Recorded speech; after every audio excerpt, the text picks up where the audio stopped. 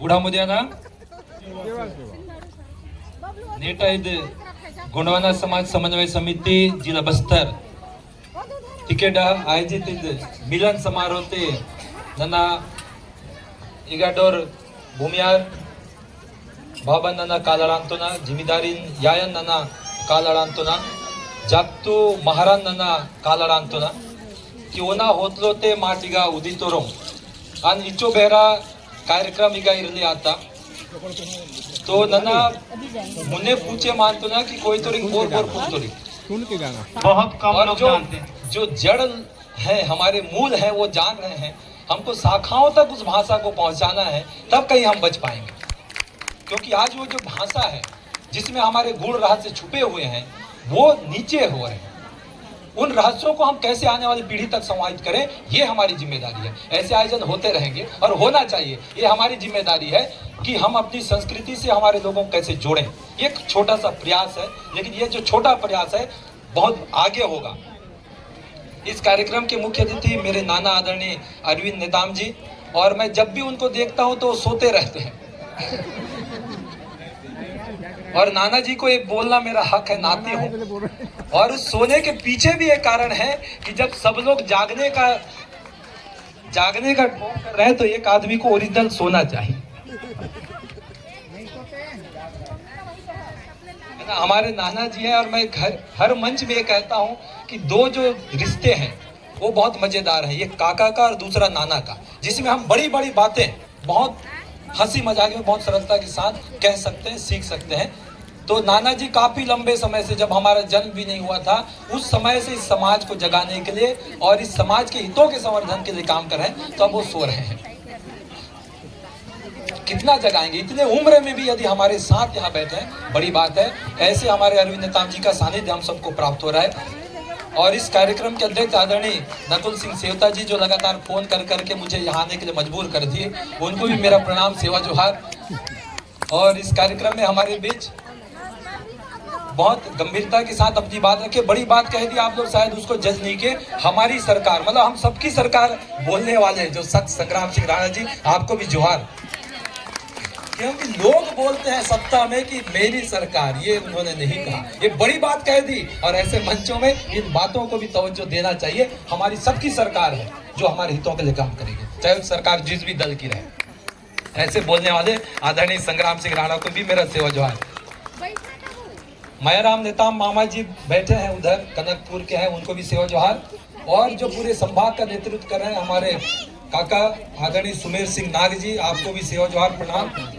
और कोसो होड़ी आपको भी सेवा जोहार।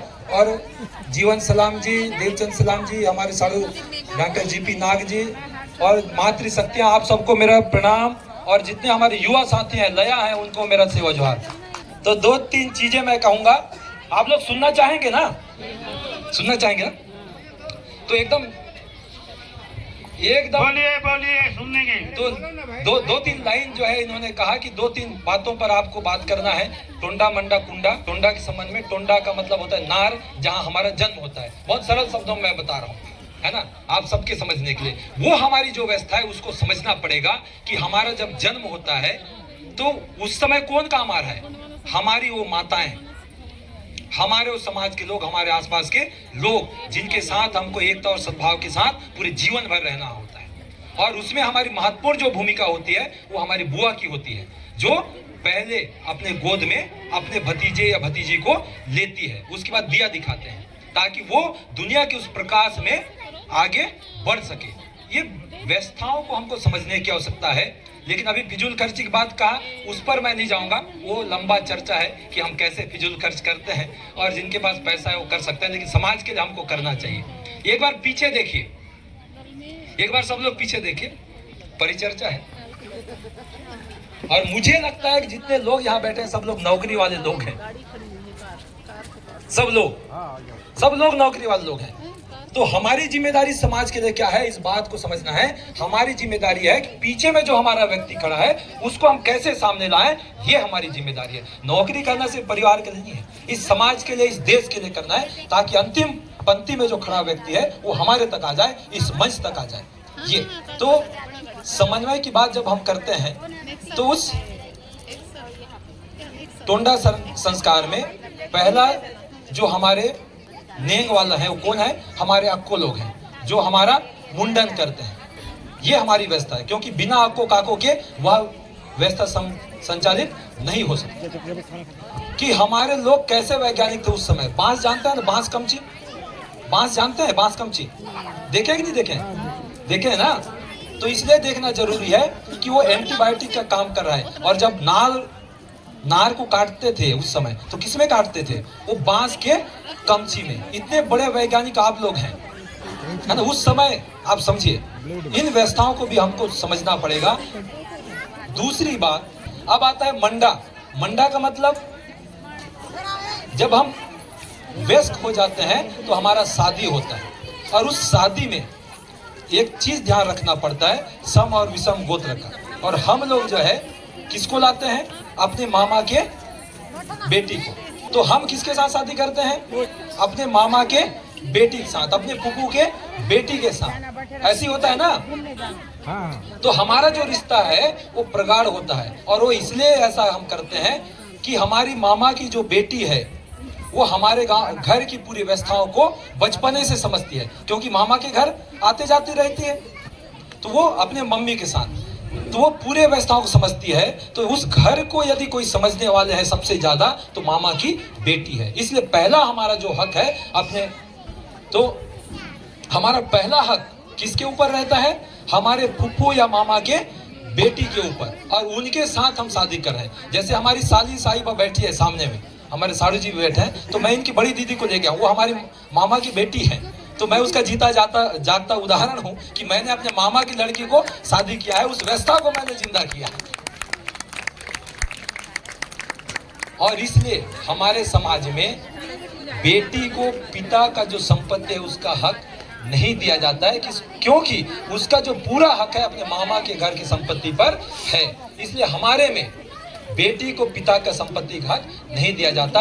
इस पर हम कभी और चर्चा करेंगे। फिर भी मैं थोड़ा सा प्रश्न आपके लिए छोड़ दिया हूँ। ये व्यवस्थाएं हैं, ये हमारा पहला हक है। इसलिए जब शादी होता है तो उस समय जो है हम सत्ता देते हैं, फुप्पू सत्ता।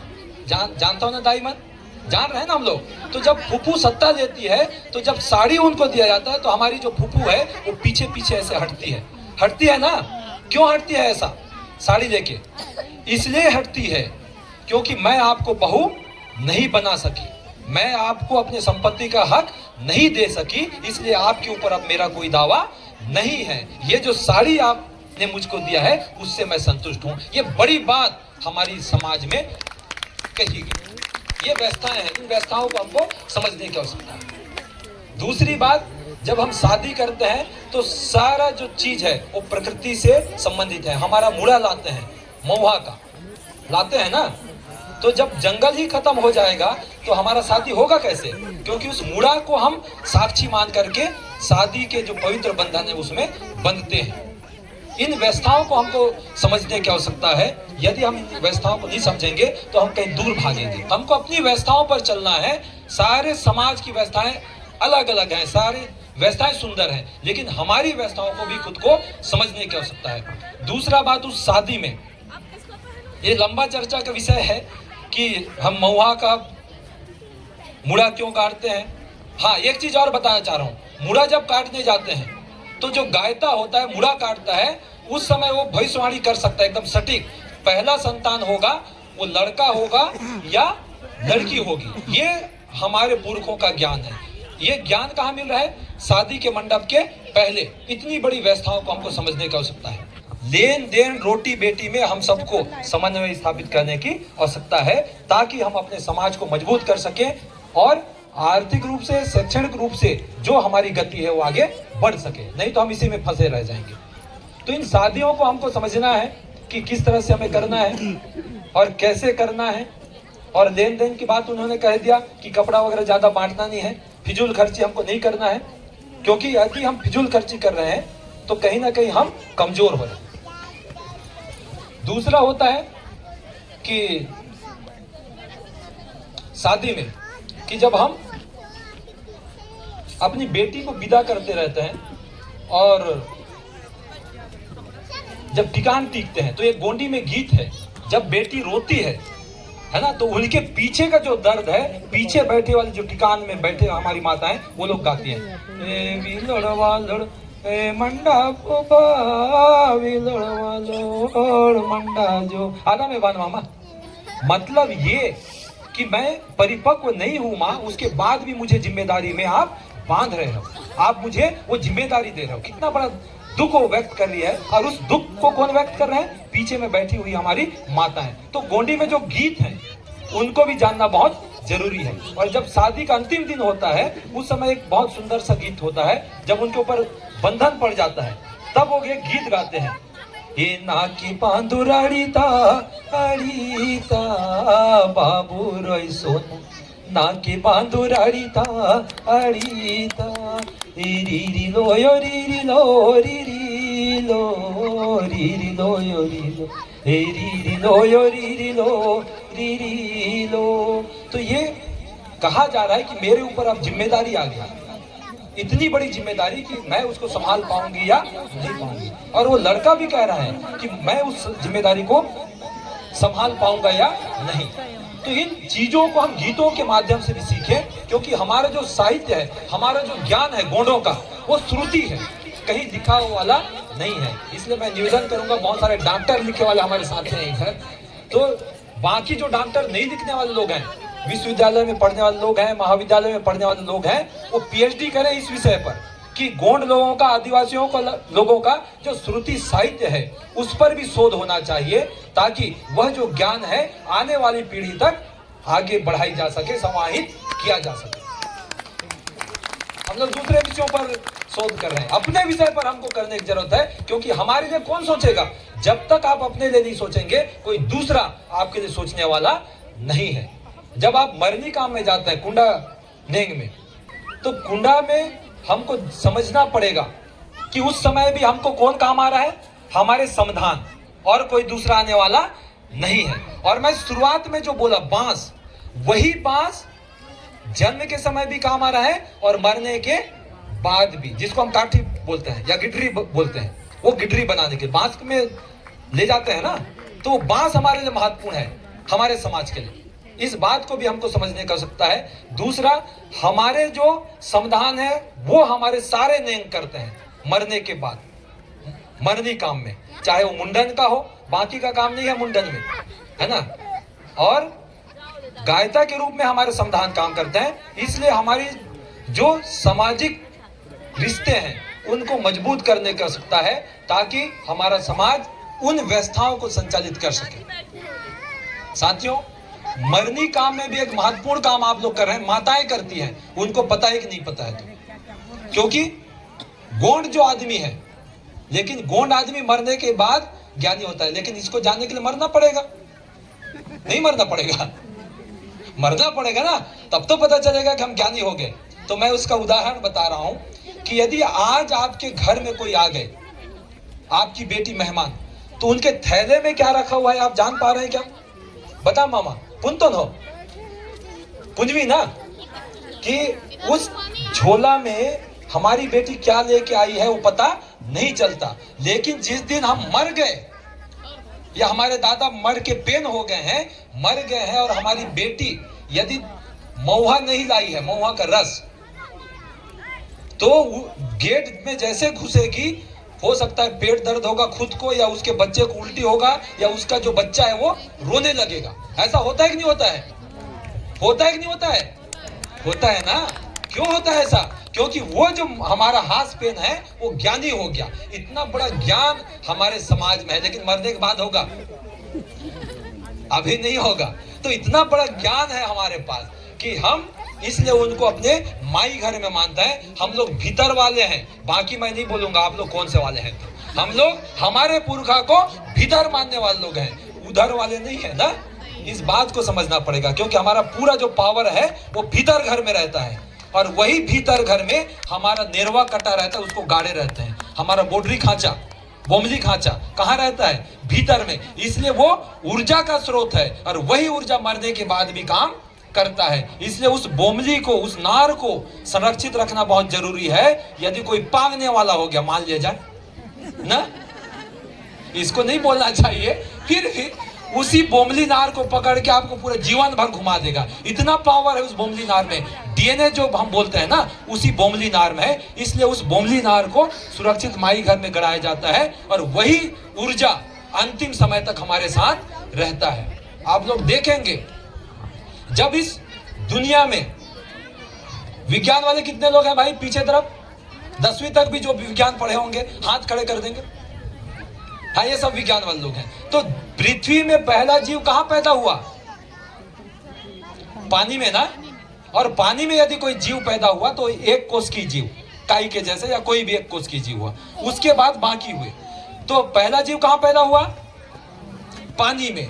इसलिए जब लोग मरते हैं, हमारे पुरखे यदि मरे हैं तो अंतिम दिन कुंडा नयन के दिन उस पानी से एक जीव पकड़ के लाते हैं। कुड़ा में लाते हैं ना माता, कि नहीं लाते? लाते हैं ना। मतलब विश्व का प्रथम जीव के साथ हमारा संबंध स्थापित होता है। और जो हमारे बुजुर्ग रहते हैं, वो बुजुर्ग जैसे हरकत किए रहते हैं वैसी वैसी हरकत करते घर में आते हैं। किनके साथ बैठे हैं, किनके साथ पिए हैं, किनके साथ मजाक किए हैं, वो सारा चीज करते हैं। कितना बड़ा ज्ञान, कितना बड़ा ताकत है हमारे समाज में। इन व्यवस्थाओं को हम सबको समझने की आवश्यकता है। बताइए आप कितने बड़े वैज्ञानिक हैं कि पहले जीव के साथ आप अपना तारतम्य स्थापित कर रहे हैं। इतना बड़ा ज्ञान आपको कहां से मिला? उन पुरखों से जो हजारों साल से हमको बता रहे हैं किस रास्ते पर आपको चलना है। अभी हमारे नाग जी ने कहा रूढ़ी। इस बात को समझना है कि हम लोग रूढ़िवादी लोग हैं। आप लोग रूढ़िवादी लोग हैं कि नहीं है? कुछ लोग नहीं हो सकते हैं आप में से भी, लेकिन मैं ये बताना चाह रहा हूं। अब भूगोल पढ़ने वाले लोग कितने हैं? 10वीं तक भी जितने लोग भूगोल पढ़े हैं, ये सब भूगोल पढ़े हैं। तो नक्शा के किनारे में रहता है रूढ़ चिन्ह, जिसको देख करके हम जानते हैं कि कहां नदी है, कहां पर्वत है, कहां कुआं है। उसको देख के जान रहे हैं ना? हाँ बिल्कुल बिल्कुल सर, हाँ बिल्कुल बिल्कुल। तो उस रूढ़ चिन्ह को हम लोग क्या कर रहे हैं? जान रहे हैं, है ना? तो वही रूढ़ चिन्ह कौन बनाया? हमारे पुरखे डगुर। उस डगुर में चलने वाले हमारे लोग हैं, उस रूढ़ में, उस चिन्ह में चलने वाले लोग हैं। यदि हम उस चिन्ह से अलग हो गए तो हमको गिरहा होता है कि नहीं होता है? तो कौन हमको सजा दे रहे हैं? हमारे पुरखे, कि नहीं बेटा आप जो है मेरे बताए हुए रास्ते पर नहीं चल रहे हो, इसलिए हमको हमारे अंदर तकलीफ होता है। तो इतना बड़ा ज्ञान को हमको संरक्षित रखने की जरूरत है। दूसरी बात कि हमारी माताएं, आप लोग खोपा बांधिए, खोपा, है ना? और अभी बहुत अच्छा डांस कर रही थी हमारी बेटियां, मैं उनका आलोचना नहीं करूंगा, लेकिन कपड़ा थोड़ा नीचे से पहनना है। एक जमाना था जब हमारे पास कपड़े नहीं होते थे तो हम थोड़ा ऊपर से पहनते थे, लेकिन आज हमारे पास पर्याप्त कपड़े हैं, थोड़ा नीचे पहना करें हम लोग। लंगोट पहनने से संस्कृति बचेगा, ऐसा है क्या? नहीं है। वास्तव में उसके जड़ में हमको पहुंचना पड़ेगा। हम टाई बेल्ट भी पहन ले, क्या दिक्कत है? लेकिन हमारे अंदर वो आदिवासिया तो गोंडियन जो कल्चर है वो जिंदा रहना चाहिए। बहुत आदमी मरते हैं तो उसको हम काठी में ले जाते हैं, है ना? और वो हमारा जो मृत व्यक्ति है वो बताते हैं किनको पहले जोहार करना है और किसको बाद में करना है। वो बोलते हैं कि जोहार करने आओ तो आते हैं, अगर कुछ गड़बड़ है तो आते नहीं है। तो इतनी बड़ी व्यवस्थाओं से जुड़े हम लोग हैं, इसलिए इन व्यवस्थाओं को भी जानना है। लेकिन इन व्यवस्थाओं के अलावा यदि सबसे महत्वपूर्ण हमारा चीज है वो है शिक्षा, क्योंकि शिक्षा के बिना हम चाहे कितना ही कुछ भी कर लें, कुछ होने वाला नहीं है। क्योंकि जब तक हम शिक्षित नहीं होंगे तब तक हमारा विकास नहीं होगा। दूसरी बात, हमारे एक भाई अभी इधर बैठे हैं, उनके साथ हम चर्चा कर रहे थे कि शिक्षा सिर्फ नौकरी के लिए नहीं, अच्छा जीवन जीने के लिए होना चाहिए। क्योंकि अब सबको नौकरी मिलना संभव नहीं है और उतनी तैयारी भी हमारी नहीं है, क्योंकि हम तो टाइम पास करने के लिए कॉलेज जा रहे हैं, हम उस चीज को पाने के लिए हम नहीं जा पा रहे हैं। इसलिए यहाँ कॉलेज पढ़ने वाले कितने लोग हैं? कॉलेज वाले कितने हैं भाई? 12वीं पढ़ने वाले कितने लोग हैं? बहुत कम लोग हैं। तो जितने माता पिता हैं उनसे भी मेरा निवेदन, आप लोग बड़े बड़े अफसर बन गए अलग बात है, लेकिन हमारे जो बच्चे हैं उनको भी जड़ में जोड़ने का प्रयास कीजिए। एक ही दिन तो कार्यक्रम हो रहा है, अपने बच्चों को भी लेकर के आइए। भले दूर पढ़ रहे हैं तो अलग बात है, लेकिन जगदलपुर में ही है तो आप उनको लेके आइए, बताइए कि हमारी क्या संस्कृति है। नहीं तो फिर हम संघर्ष करते रहेंगे और बाकी लोग गड़बड़ हो जाएगा, नहीं होगा गड़बड़। तो जितने पढ़ने वाले साथी हैं उनसे मेरा निवेदन, आप अपने घर के आसपास के बच्चों को 1 घंटा रोज पढ़ाइए। समाज का जो कर्जा आप खाए हैं वो चूक जाएगा। कर्जा हम कैसे चूकेंगे? शिक्षा दे करके हम चुकाएं, नहीं तो ऐसा कुछ होने वाला नहीं है। अभी मान लिया जाए कोई, मैं तो राणा जी से तो निवेदन करूंगा कि आप सरकार है, तो जब भी ऐसा कोई हम मांग करें कि भवन दें, तो आपको देना नहीं है भवन, बिल्कुल भी। रंगमंच की मांग करें तो आपको देना नहीं है। जिस दिन हम ये बोले कि हमको 10 नग कंप्यूटर चाहिए, उस दिन आप दीजिए। जिस दिन हम ये बोले कि हमको यूपीएससी और पीएससी का पुस्तक चाहिए, उस दिन आप दीजिए। ये हमारा औजार है। ये भवन और रंगमंच और सड़क तो चलने वाली प्रक्रिया है, वो कोई भी आएंगे सब लोग देंगे, लेकिन ये चीजें हमारे समाज में होना चाहिए। और समाज के जितने भी प्रबुद्ध जन हैं, उनसे भी मैं निवेदन करूंगा कि आप भी समाज से जो पाए हैं, क्योंकि अंतिम व्यक्ति के कारण आपका आरक्षण है, इसलिए आपका नौकरी है। आपको घमंड नहीं करना है कि मैं अपने योग्यता के दम पर बना हूं इधर, ये इस मुगालते में आप ना रहें। हम लोग हैं तब आप हैं, इसलिए हमारे लिए आपने क्या किया, इस बात को आपको सोचना पड़ेगा। समाज का कर्जा खाया है, और उस कर्जा को कब हम चुकाएंगे, ये हमको सोचने की आवश्यकता है, नहीं तो हम फिर गड़बड़ हो जाएंगे, है ना। इसलिए शिक्षा और व्यवसाय पर थोड़ा ध्यान देने की जरूरत है, क्योंकि अंडा हमको तलना पड़ेगा, क्योंकि अंडा खाने वाले बहुत सारे हो गए, उसमें कोई डिग्री की जरूरत नहीं है ना। तेल में ऐसे थोड़ा लाल होना चाहिए बस। तो अंडा खाने वाले बहुत हो गए, हर गांव में 4-4 चौक है, एक चौक में हम करें छोटा छोटा व्यवसाय की ओर, तो हम आगे बढ़े। नहीं तो हम ये धोखे में है कि हम इस देश के मालिक हैं। अरे किधर के मालिक, सब तो छीना जा रहा है। कैसे मालिक हैं आप? ऐसे मालिक बोलने से नहीं होगा, है ना। कुछ करना पड़ेगा, मेहनत तो करना पड़ेगा, तब हम आगे जाएंगे। दूसरी बात, जिस बात को मंच में कोई नहीं बोलता, ये टंडा मंडा कुंडा से थोड़ा सा आगे है, कोई नहीं बोलता, लेकिन मैं बोलता हूं बहुत विरोध झेलने के बाद भी, राजनीति की बात। और राजनीतिक चेतना हम में होना चाहिए। यदि हम में नहीं है तो हम मरे के समान है, क्योंकि इस देश की जिम्मेदारी हमारे ऊपर है, किसी एक व्यक्ति के ऊपर नहीं है। कोई प्रधानमंत्री बन गए, कोई मुख्यमंत्री बन गए, तो एक की जिम्मेदारी है क्या? नहीं, क्योंकि एक एक व्यक्ति मिलकर के ये राष्ट्र बना है। इसलिए हमको बहुत अच्छे से राजनीति में भाग लेना है। लेकिन मैं ये कह रहा हूं कि चुनाव लड़ना राजनीति नहीं है, कि राज्य की नीति को कैसे हम प्रभावित कर सकते हैं, ये राजनीति है। आप किस दल में रह रहे हैं, ये महत्वपूर्ण नहीं है। आप समाज के लिए कैसे राजनीति कर रहे हैं, समाज के लिए कैसे राजनीति का उपयोग कर रहे हैं, ये राजनीति है। ऐसे राजनीति आप कीजिए। समाज में अलग अलग लोग हैं, अलग अलग राजनीतिक दल में जुड़िए आप, लेकिन उस राजनीतिक सत्ता का, उस पावर का उपयोग आप समाज के विकास के लिए करें, उत्थान के लिए करें। लेकिन मैं देख रहा हूं अलग अलग गमछा लटकाए हमारे लोग जाते हैं, और 2 भाई हैं तो दोनों रंजिश वाले हो गए। अरे राजनीति रंजिश नहीं है, लोकतंत्र की खूबसूरती है राजनीति, इसलिए उसको बहुत अच्छे से कीजिए, दिल से कीजिए राजनीति, लेकिन समाज का हित होना नहीं चाहिए। बहुत बहुत धन्यवाद, बहुत बहुत सेवा जहां।